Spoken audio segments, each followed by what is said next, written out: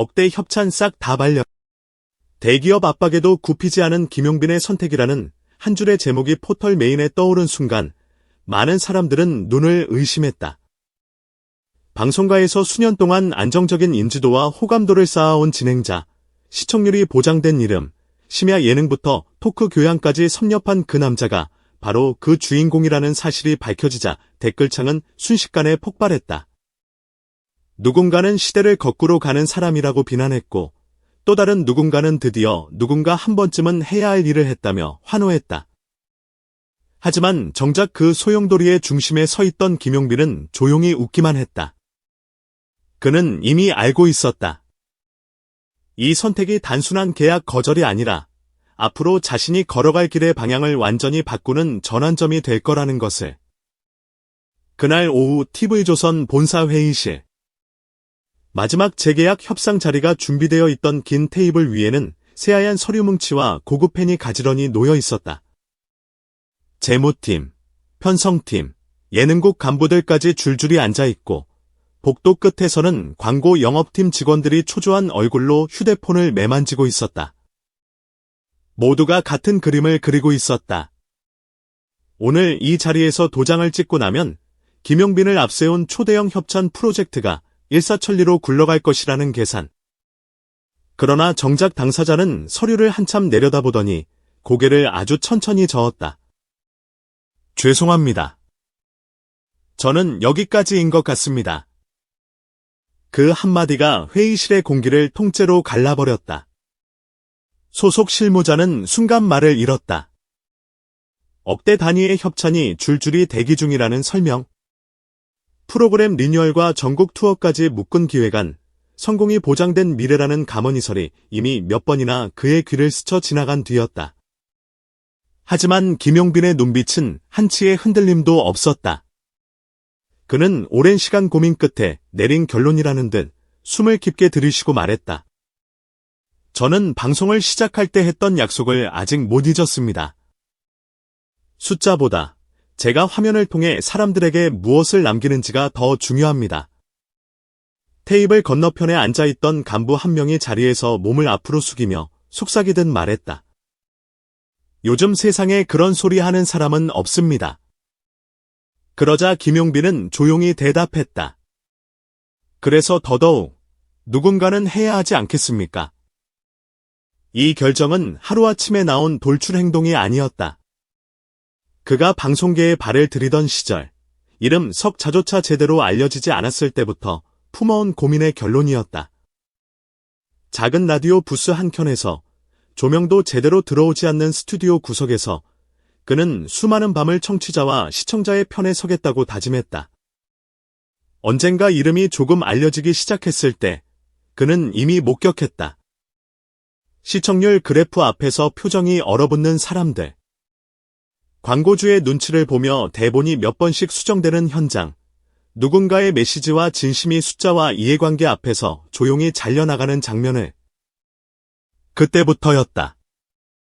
나는 저런 얼굴을 하며 방송하고 싶진 않다. 그날 다짐이 시간이 흐르며 서서히, 그러나 확실하게 그의 선택을 밀어붙이는 힘이 되어갔다. TV조선에서의 전성기가 시작되자 상황은 급변했다. 그는 어느새 간판 진행자가 되어 있었고 이름만 걸어도 브랜드가 상승한다는 평가를 들었다. 광고주들이 먼저 찾아왔다. 억 단위를 넘기는 협찬 제안서들이 더 화려한 세트, 더 자극적인 기획, 더 강한 코드들을 요구하며 그의 책상 위에 쌓였다. 여기서부터가 진짜 승부입니다. 다들 그렇게 말했지만 그의 마음은 묵직하게 가라앉았다. 이걸 받아들이는 순간 내가 하고 싶은 말 대신 누군가의 상품, 누군가의 기획이 더 큰 목소리를 갖게 되지는 않을까. 그때부터 그는 보이지 않는 줄다리기를 시작했다. 방송의 본질과 시장의 논리가 정면으로 부딪히는 지점에서 그는 끝까지 한쪽으로만 기울지 않으려 발버둥쳤다. 그러나 대기업은 호락호락하지 않았다. 첫 번째 제안을 정중히 거절했을 때만 해도 분위기는 비교적 온화했다. 아쉽네요. 다음에 좋은 자리에서 또 뵙죠. 하지만 두 번째, 세 번째, 네 번째 제안까지 연이어 거절되자 그들의 표정은 눈에 띄게 굳어졌다. 업계에서는 슬금슬금 이런 말이 돌기 시작했다.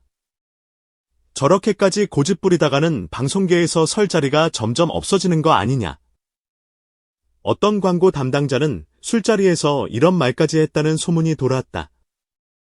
저 친구, 언젠가 숫자의 무서움을 제대로 알게 될 겁니다. 그 얘기를 전해 들은 날, 김용빈은 밤새 뒤척였다. 하지만 새벽이 밝아올 무렵, 그는 오히려 마음속이 더 명확해졌다고 회상한다. 무서운 건 숫자가 아니라 숫자 때문에 내 얼굴이 바뀌는 순간이다. 결정적 순간은 그가 소속 방송사와의 재계약을 앞두고 있을 때 찾아왔다. 재계약 조건의 한가운데에는 이미 몇 달 전부터 물밑에서 논의되던 초대형 협찬 프로젝트가 끼어 있었다. 본계약과 부속합에서 광고 협찬과 브랜드 연계 프로그램 기획안이 촘촘하게 묶여 하나의 패키지로 완성된 상태였다. 계약서에 서명한다는 것은 곧 대기업이 원하는 통과 스토리, 출연 구도, 심지어는 그가 어떤 표정으로 어떤 문장을 말해야 할지까지 강하게 간섭을 받게 될 수 있다는 의미였다. 제작진은 말했다. 요즘은 다 이렇게 합니다. 혼자 버티다가 손해보는 사람들, 우린 수없이 봤어요. 그러나 김용빈은 눈을 감고 자기 자신에게 마지막으로 물었다. 이 판에 남아있는 이유가 정말 이것 때문인가?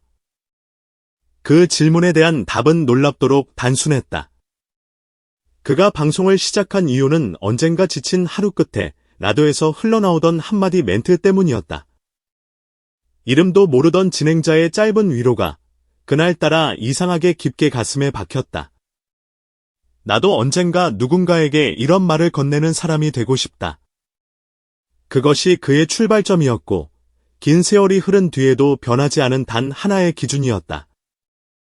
촬영이 끝난 뒤 텅 빈 스튜디오에 혼자 남아있을 때 그는 종종 스스로에게 물었다. 오늘 나는 광고가 아니라 사람에게 말을 건넸는가? 재계약서 앞에 앉아있던 그날, 그는 그 오래된 질문을 다시 떠올렸다. 그리고 조용히 펜을 내려놓았다. 억대 협찬을 싹 다 반려했다는 소식이 업계 전반에 퍼지는 데에는 채 하루도 걸리지 않았다. 제작사, 광고 대행사, 다른 방송사 관계자들의 휴대폰 알림창이 끝도 없이 울렸다. 누군가는 믿기지 않는다는 반응을 보였고 또 다른 누군가는 이제 정말 미쳤구나라는 말까지 서슴지 않았다. 커뮤니티에는 이런 글들이 쏟아졌다. 멋있긴 한데 현실을 너무 모르는 거 아닌가요? 고집만 세면 뭐합니까? 결국 숫자가 다인데. 그러나 이와 동시에 예상치 못한 목소리도 힘을 얻기 시작했다. 누군가는 그가 끝내 지키고 싶어 했던 단어 하나를 떠올렸다. 진정성. 방송이 상품이 되기 전 누군가를 향한 진심이 먼저였던 그 시절의 공기를 그리워하던 이들이었다. 대기업의 압박은 점점 노골적으로 변해갔다. 협찬 제안을 거절한 그에게 돌아온 것은 상냥한 이해가 아니라 차갑게 포장된 경고였다. 이 정도 제안을 계속 거절하면 앞으로 메이저 프로그램에서 당신을 보기 어려울 수도 있습니다. 우리는 파트너를 고를 권리가 있으니까요. 말은 부드러웠지만 그 속에 깔린 메시지는 분명했다. 숫자의 편에 서지 않으면 시장은 당신을 외면할 수 있다. 그 말을 들었을 때 김용빈은 마음 깊은 곳에서 공포를 느꼈다고 솔직하게 털어놓는다. 하지만 그 공포보다 더 선명하게 떠오른 장면이 있었다. 대본에서 잘려나가던 한 문장, 광고주 눈치를 보며 수정되던 한 토크. 시청자 대신 스폰서의 표정을 먼저 살피던 시선. 그는 더 이상 그 장면의 공모자로 남고 싶지 않았다. 시간이 지날수록 주변의 시선은 점점 더 냉정해졌다. 어떤 동료는 술자리에서 조심스럽게 말을 꺼냈다.